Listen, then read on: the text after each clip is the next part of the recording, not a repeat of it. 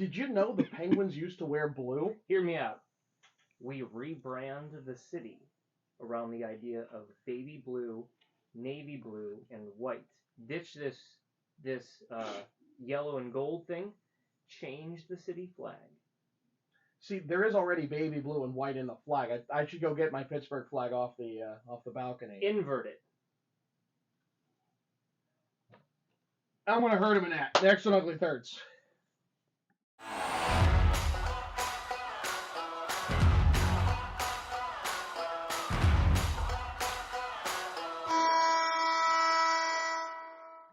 Welcome back, sports fans, to another episode of Ugly Thirds. Today's topic is the Pittsburgh Penguins go gold. Johnny's jersey stories. I'm struggling here. You two take it away. I thought it was yellow. Got him again. I'll go get the shank. Yes. Okay. Yes, the verb to shank. Tell me a story. Now that I'm flummoxed and vexed. So the Penguins, when they started, wore Carolina blue and navy blue. And that was simply because penguins are creatures of ice, and they thought that would look good and be very different in the league. And the owner's wife liked it.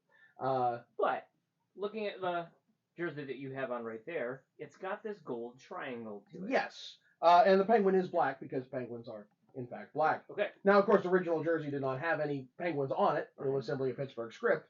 So that didn't matter. But the second year of their existence, they switched to this. Now, the golden triangle is the confluence of the Allegheny and Monongahela rivers forming the Ohio, the forks of the Ohio that George Washington nearly died trying to get to try and kick out the French from Fort Duquesne, which was then they kicked them out in the French and Indian War, made it Fort Pitt, and that became Pittsburgh, which is now Pittsburgh. Our UK listener is just like, he's turned it off. I don't blame him. Turn the show off. But it was spelled B-U-R-G-H, just like Edinburgh. Ah. And they did try and take away our H, but that's a different story for a different time. The Penguins wore blue, and Phil, I think, is working on a slide of showing the Pittsburgh City flag, which I guess would be a good way to introduce this. Why this look is what it is. Why this look is what it is. So that is the Pittsburgh City flag. The crest is the crest of William Pitt, Earl of Chatham, who was the Prime Minister of Great Britain during the American Revolution and very much supporter of these American colonies, with Fort Pitt and later Pittsburgh, and Pittsburgh named for him. As a city flag, it's not bad. It's not, look, it's a good tricolor. I like that, right? It's not just a seal on a bedsheet. Yep. And I don't think that symbol is that ridiculously detailed. I mean, it's a problem, right? You go heraldric. You have a regal look when you're talking family crests. It's and a like castle. That. It's a nice looking shield. It's sure. 3 eagles, but even then, like how much you really see them because they're just outlines with gold coins. Sure. And then you have that checkerboard, and the blue comes from the checkerboard. I don't know if that's true from the original, or people looked at that and said, "Ah, yes, look at that connection." Like it's one of those, like maybe it happened after the fact. They look back. Gotcha. But anyways.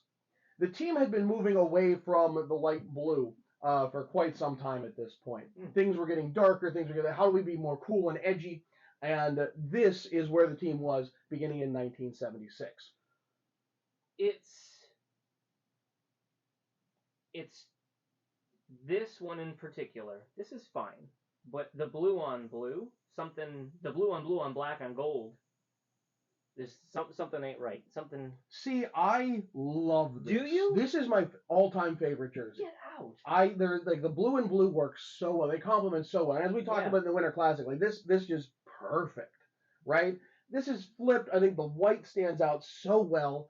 The blues still works, and the fact that it's black and gold, there's something old vintage about it because you'd never do this today. Right. You'd integrate colors in somehow. There'd be blues in this logo somewhere to try and make it fit, and they didn't. They just didn't. They're like, no, the logo is black and gold. Okay. The jersey is blue and blue.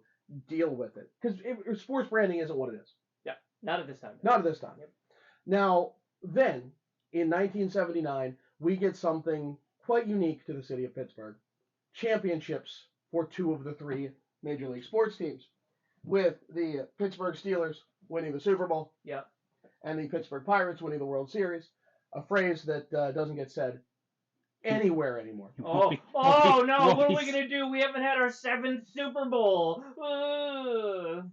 That was my impression of somebody who doesn't care for your I think he's talking more about City. the baseball team. The Steelers will win a Super Bowl Yeah, for the Pirates. the Pirates have also not had a World Series since 1979. So I like to reason that they're our virgin in the volcano. They lose so the other teams can win. You traded Andrew McCutcheon, and like everything has just fallen apart. I mean, we're on our like 25th 5-year plan in the last 10 years. Nice. So That's good. it works. That math checks out. So with these happening and realizing that what is the commonality between these two looks, and granted these should be block numbers, but between these two looks, Like that one musical artist said, black and yellow. I am working so hard not to throw this in your face right now. That these black and gold colors, Yes. again from the Pittsburgh City flag, and who was the odd man out? Willie Park. These Okay. struggling Pittsburgh Penguins. And so the team said on January 1st, 1980, so mid-season change, they would change the team colors Really?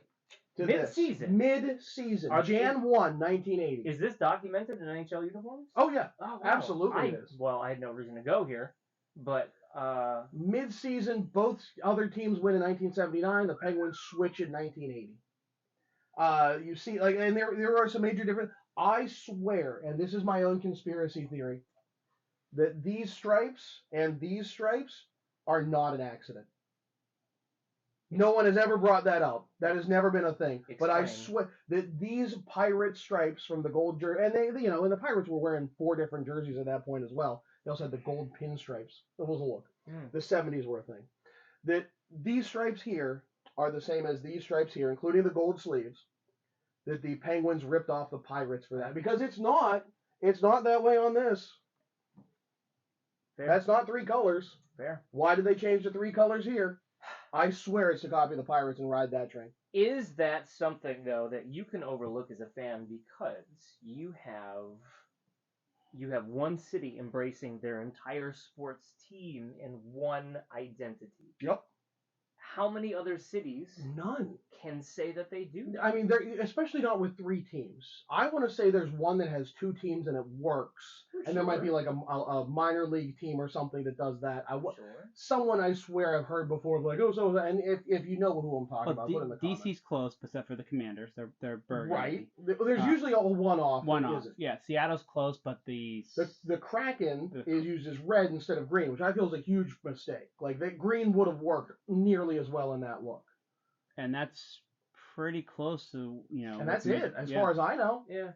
I want to say there's one with like 2 teams, or like one of them's like Major League Soccer or something, where I'm not like, it's not in the front of my thoughts. But I mean, you look at a team where that could potentially work. Seattle works perfectly because you are Pacific Northwest colors through and through.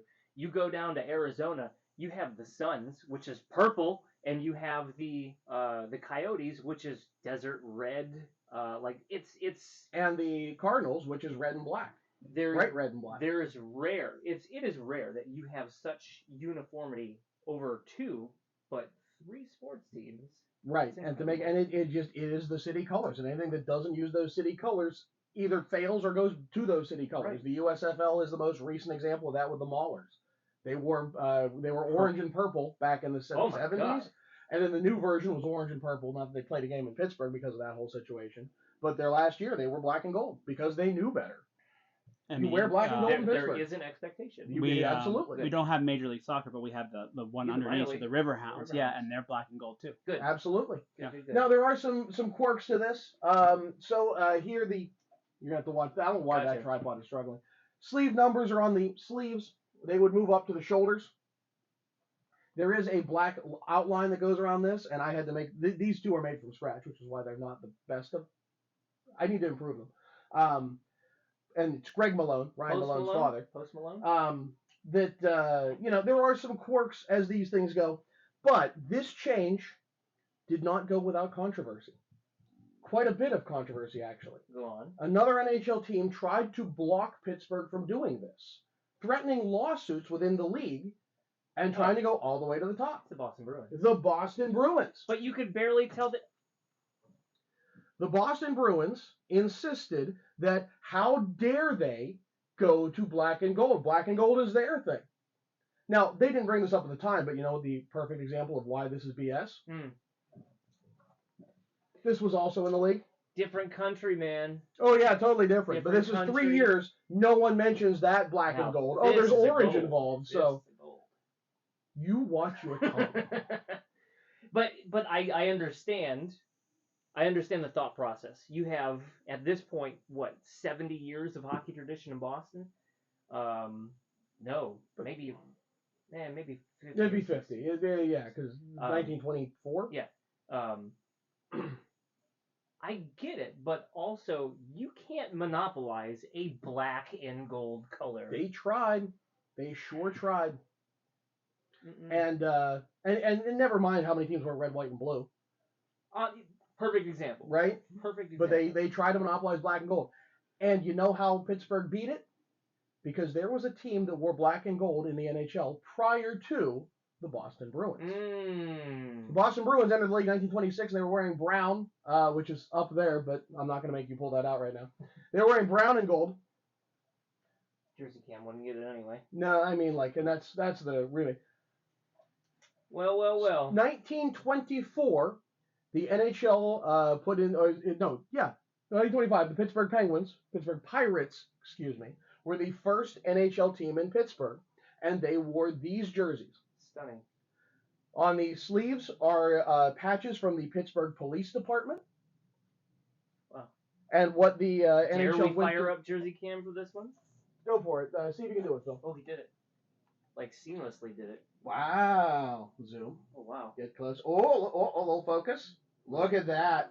So it is the Pittsburgh City crest we saw on that flag at the beginning, though simplified because of the technologies of the time and the cheapness. And again, we saw this jersey recently.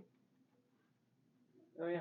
That's where it comes from. Though I wish it had those crests on the sleeve. That's the killer. If they had the crest on the shoulders, that would have been a perfect jersey. Right. Now, this actually is the first team in Pittsburgh to wear black and gold. Believe it or not. Now, the Pirates go all the way back. I mean, they were in the 1889, the first World Series. They lost to Boston. They were wearing red, white, and blue. Looks like a nightshirt. Right? And the Pittsburgh Pirates football team, which were not the Steelers until 1940. You are pushing the limit of this hanger. of this this apparatus. Where's our I'm holding it. You continue. The Steelers would be founded in 1933 after the Pirates had already moved. They became the Philadelphia Quakers for a year before becoming defunct, a product of the Depression and some chicanery that I hope to write a book about someday. First and foremost, it's pronounced Stillers. Second thing. It's the best thing you've said all episode. Second thing. Imagine walking into a meeting with the Boston Bruins and you kick the door open and you walk in with these things. Be like, tell me about your hockey history of black and gold. Because here we are, several years before you, in black and gold. And just like mic dropping and walking out. Absolutely. Yeah. And the Penguins have been rocking the look ever since. That this kind of is the whole point. You can't put any more, please, dear black God. and gold. Dear God. So, using our long-time history to transition from blue and blue to black and gold, and being the city of champions ever since, all started with a nice little protest against those Boston Do you have Bruins. any more things to put up here? No, I'm sure I could find some. That's I didn't fine. intend some of these when I started. Okay, I have them if you want to wrap it up. So, if this is the kind of story you like, if you have any other thoughts for stories, because I love getting into these things, especially the more jerseys I can throw up, the better. He's enjoying that. I'm going to throw up, too, if you don't finish this out. Let us know in the comments. He's Shrems. I'm John. Phil, why don't you take us out? Don't forget to hit that like and subscribe button. Hit the bell to get notifications when you get new videos posted, and come back for another episode of Ugly Thirds.